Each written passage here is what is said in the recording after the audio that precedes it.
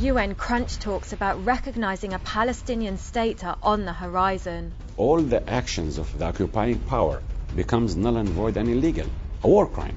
But there are fears. What will be the fate of 9 million Palestinian refugees legally entitled to their land?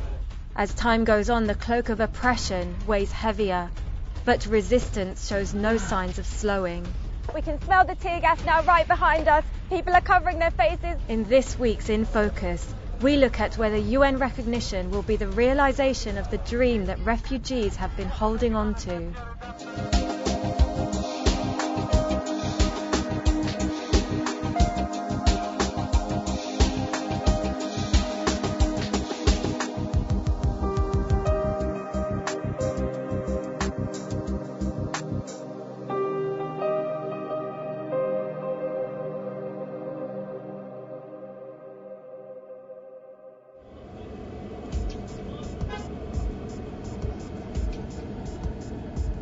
Palestine lies on the brink of finding out whether it will gain recognition as a member state of the United Nations. Around 9 million Palestinians have been displaced during the last 7 decades as a result of repeated conflict and occupation. Despite international backing calling for them to return home, not a single pledge has been fulfilled. And almost 1/3 of those who lost their homes remain in refugee camps. With key UN talks on the horizon, things could be set to change. We are at the entrance to the Ida refugee camp. Above the entrance you can see a key which is symbolic to many Palestinian refugees. They have held on to their keys in the hope that one day they will return to their homes. On the walls by the entrance there's graffiti that really shows the convictions and the determination of the refugees to return home. Over here the word resist is written in different languages to show that they will not give up. Those living at Ida became refugees during Israeli attacks in 1948, when more than 500 villages were destroyed and Palestine was split into 2 sections, Gaza and the West Bank. This refugee community, of which 2/3 are children, lives near Bethlehem in the West Bank. It is home to around 5,000 people, one of the largest of 59 Palestinian refugee camps. The West Bank is characterized by a barrier built on Palestinian land by Israel. We're nearing Ida refugee camp now, and here you can see the separation wall really towering above us. There's pictures all over the wall, and for many Palestinians, these markings are the only voice they feel they have. We arrived at Ida where I met Rania. She lives here with her 5 children. Her eldest daughter was 6 years old when her husband was shot dead by Israeli soldiers in their home. She says that the conditions in this camp are very harsh. Sometimes they go for 20 days without running water, and it's very crowded. She says families living in the camp are caught in a cycle of poverty with little opportunity for progression. She says that she hopes and dreams of giving her children an education so that they won't have to struggle in the way she's had to, and that they can grow up to support themselves. مش زي هيك هان تحت الاحتلال ومشاكل هان ظروف اقتصادية صعبة هان لأن كل شيء يعني تهيألي إن الواحد كل شيء في بلده راح يعني يتوفر له مش زي ما يوم أكون في مخيم ولاجئ ظروفه هيك. She feels like a stranger in the camp because her family is not where they belong. They rely on food rations, giving them no stability or independence. She said that her grandfather was born in Beit Natif, where her family had land. They were farmers and they supported themselves. But here, she is completely dependent and owns nothing for herself.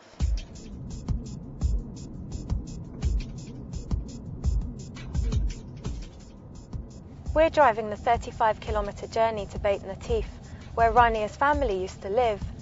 We asked her if she wanted to come with us, as difficult as it would be for her, but she's not allowed into the area.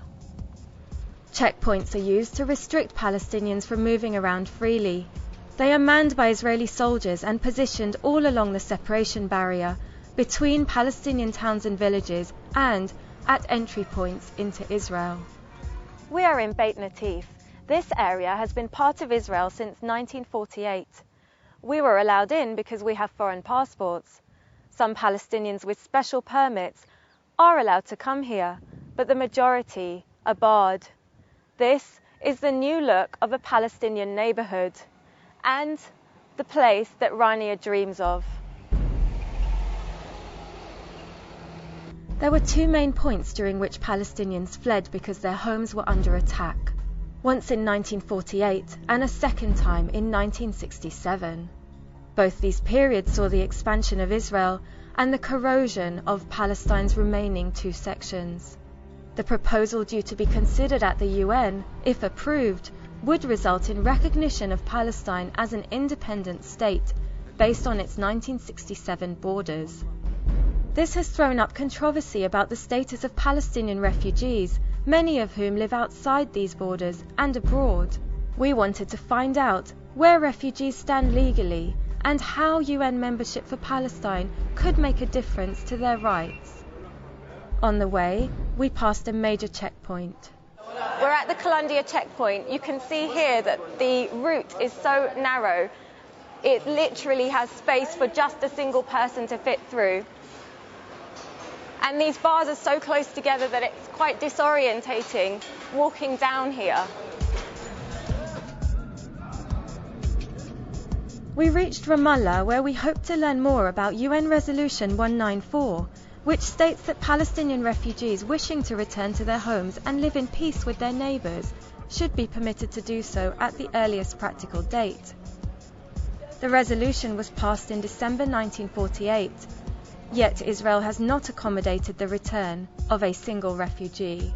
Hi, Valentina. We met Valentina Asarov, an international lawyer at the Al-Haq Human Rights Organization. Why legally has Israel been able to violate Resolution 194? This is an indisputable right of each Palestinian refugee and has been recognized as such. But when matters come to action within the UN system, the pressure exerted by certain states, such as the United States of America and others, has blocked the ability of that system, the UN, to act in order to enforce Israel's obligations. What additional clout would statehood give the Palestinian government? Gaining a more enhanced legal status within the UN system, such as a full member state or an observer state within the General Assembly, would allow Palestine and the Palestinian representatives to further these rights through various processes in the UN and outside of the UN. So it gains a political strength vis-à-vis other states and the international community as a whole. But there are fears that the UN move could in fact mean refugees lose out. We went to meet Abed, one of the third generation of his family to live in a refugee camp. He obtained a scholarship to a school in France and lived there for a few years before returning to help other Palestinian refugees. I asked him what he believed UN recognition of Palestine as a state meant for his family.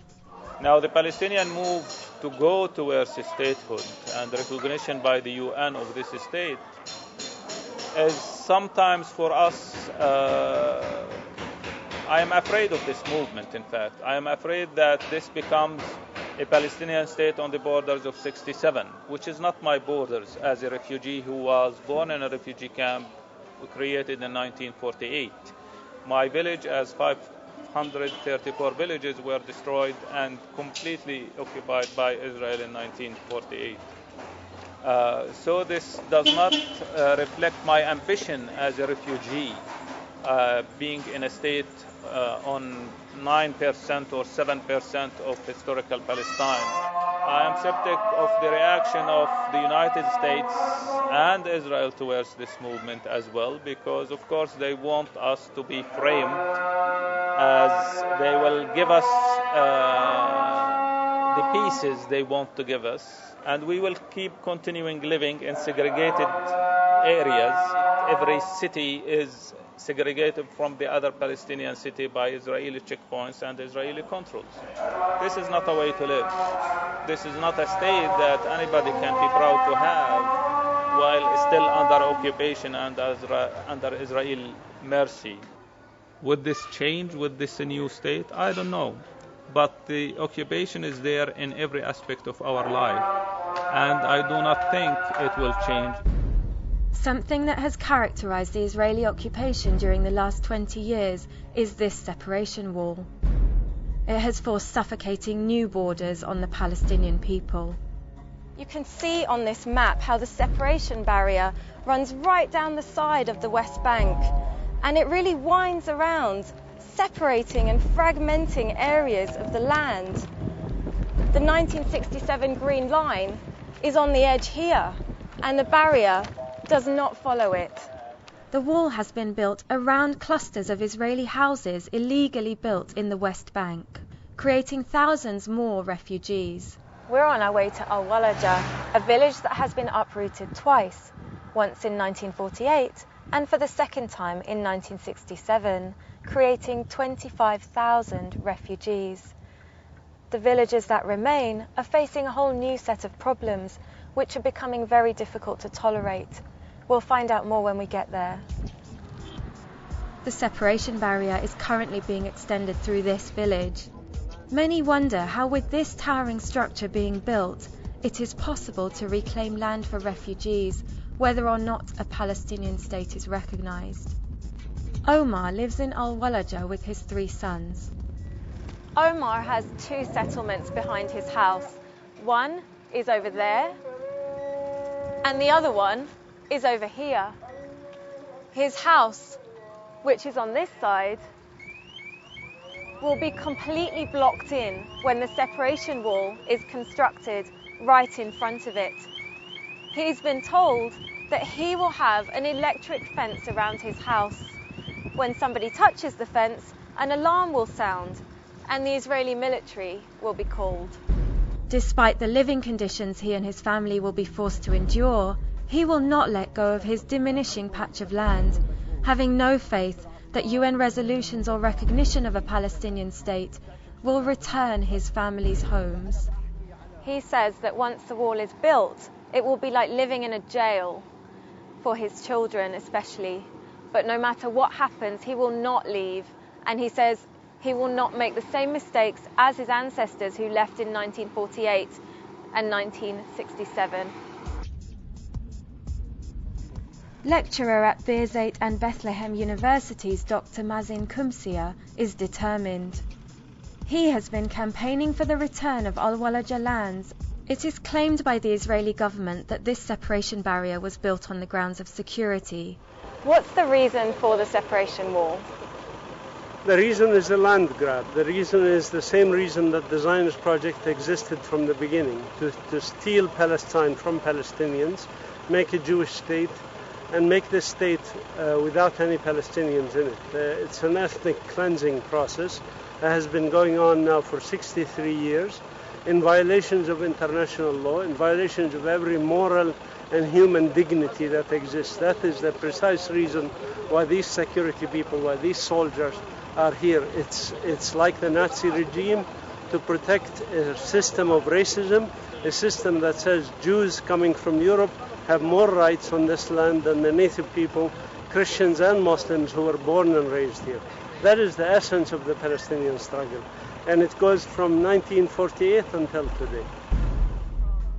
He said the right of return is the most important thing for Palestinians, and that if this has not been realized in more than 60 years, UN recognition of Palestine will not change the stakes. While loss of land for Palestinians has been occurring, a law was passed by the Israeli government to encourage immigration, but only for those in a particular religious group. We are in Tel Aviv, a major Israeli city, to learn more from Adam Keller, an Israeli peace activist. Now, the law of return is the essence of Zionism, you could say. Zionism essentially says that all the Jews in the world are refugees. And the State of Israel made the law which says that any Jew who wants to come here would get Israeli citizenship automatically upon arriving. I asked Adam whether he supports the right of return for Palestinian refugees. I cannot see in the present generation that the citizens of Israel could possibly vote for a government which will allow all Palestinian refugees, or even the majority of Palestinian refugees, to come back to where they lived before 48. In their eyes, how is peace coherent with breaking international law to settle on Palestinian land? Now, first of all, they don't recognize that it is breaking international law. They have all kinds of excuses. Secondly, the ones who are religious say God has given us the land, and the law of God is higher than the law of human beings, whether it be national law or international law. There are fears among Palestinians that with such strong convictions among Israelis, no amount of recognition by the UN will transform their futures. They strive to change their lives by protesting to the violation of their rights to their land. This is Nabi Saleh, where there is a protest every week. The reason the protesters are demonstrating in this spot in the village is because there's settlements right behind us. Next to the settlements, there's land that was formerly Palestinian that has been confiscated. This area is surrounded at the moment by Israeli soldiers. I can see 3 or 4 down there. There's more up over there at the top of the hill. But regardless, these demonstrators are absolutely fearless. The Israeli soldiers tried to disperse the protesters by firing tear gas. We can smell the tear gas now right behind us. People are covering their faces, they're wearing masks.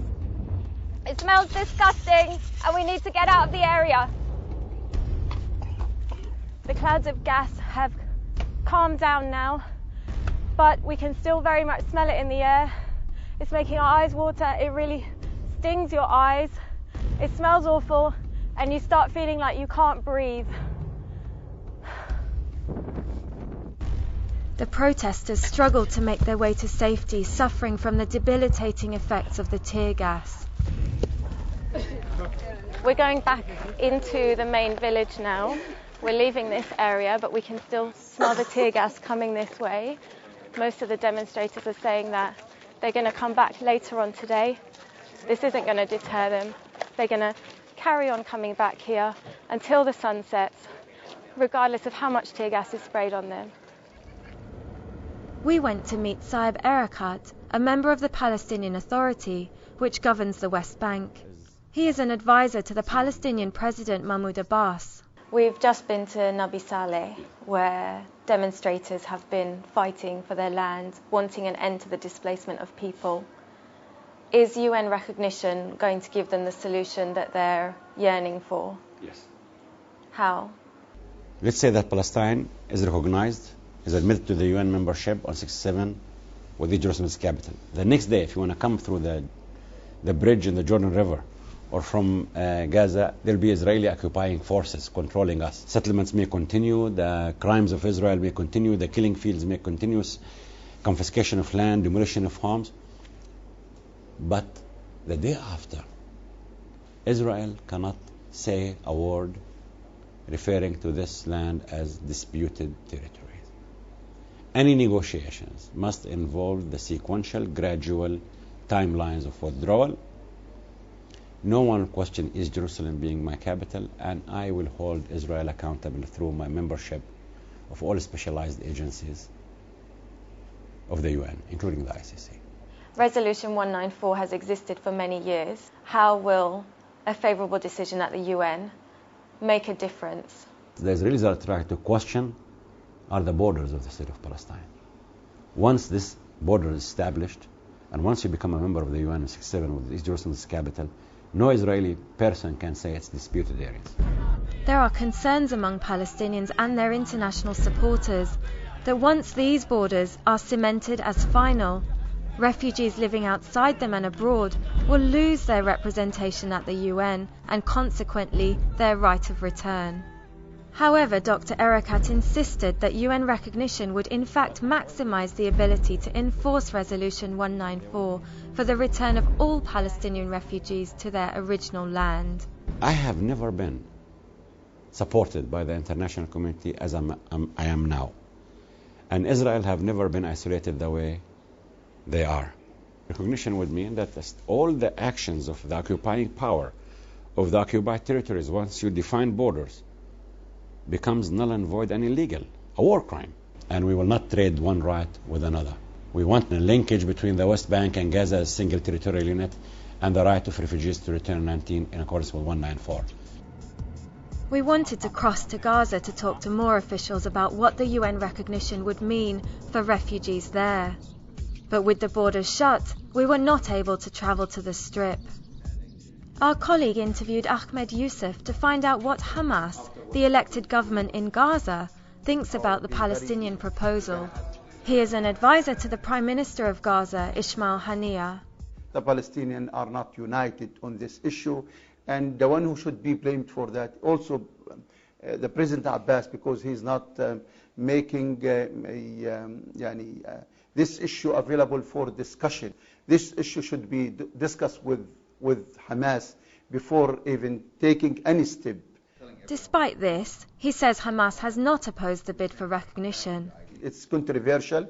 Some people, in their analysis, they think it's going to be a burden on the Palestinian shoulder. This will affect the right of return and some other issues.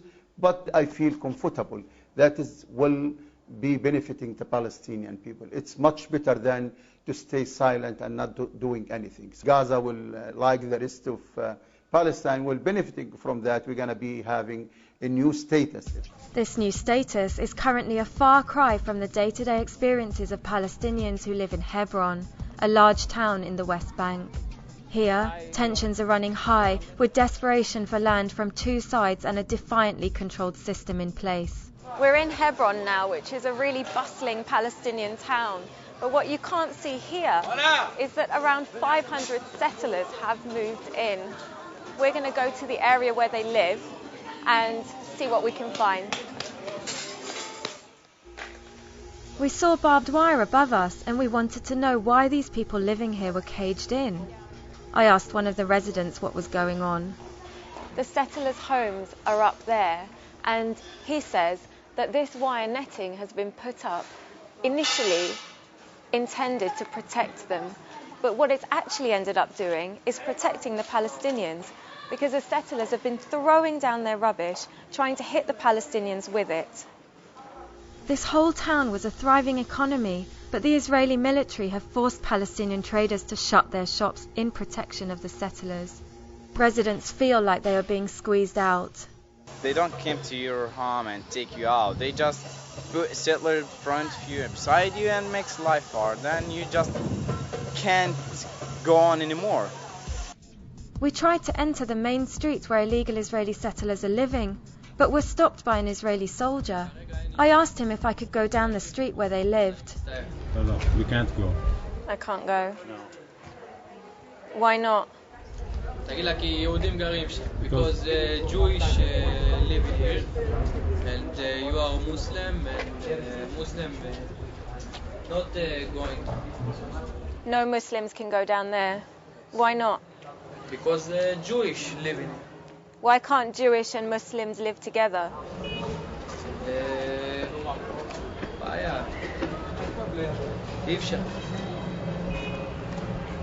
And if I was Christian, would I be able to go down there?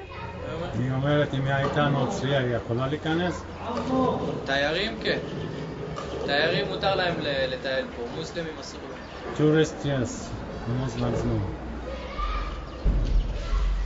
Even within these 1967 borders, such segregation is imposed, leaving some Palestinians believing that not only is the right of return to original land a distant thought, but for some, holding on to existing land is a near impossibility. Despite high hopes and dreams of a future where they can shed the chains of occupation, for many it is difficult to envisage that UN recognition could in practice change their lives.